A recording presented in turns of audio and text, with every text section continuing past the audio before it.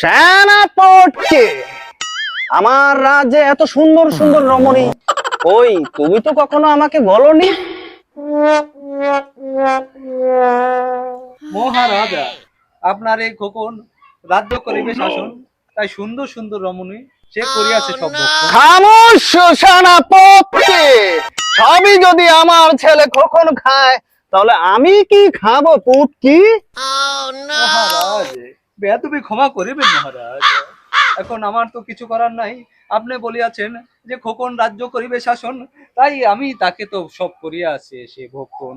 না না না,